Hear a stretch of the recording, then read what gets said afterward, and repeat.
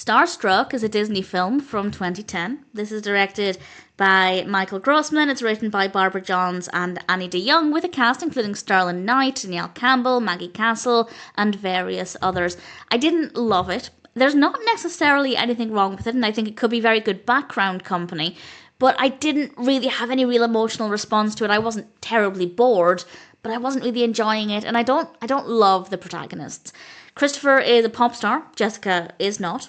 They meet, their paths cross, and they have an adventure together, learn from each other, and of course learn about themselves along the way. There's a little bit more to it than that, but honestly I didn't think the narrative was that great. I didn't think it was interesting. There's nothing necessarily wrong with it. Again, the pacing is okay. I guess everything's believable within the context of the film. I just found it to be a little bit dull. But at the end of the day, the narrative is ultimately fine. But as I said, I didn't really love the characters.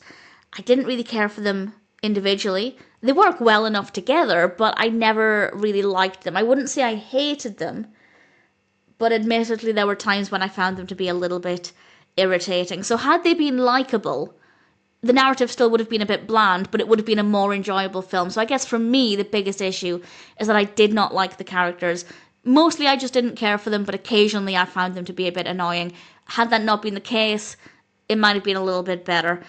But at the end of the day, the performances were fine. They brought the characters to life, I guess. The narrative works well enough.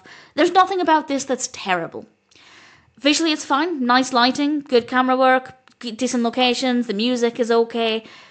I guess as a one-off, it was not too bad. And as I said, background company, absolutely. If you're just looking for something that's probably not going to annoy you too much, especially if you don't mind the characters, then maybe StarStruck would be okay to put on in the background while you're doing other things. But to sit down and become fully immersed in it, well, give it a go if you're curious.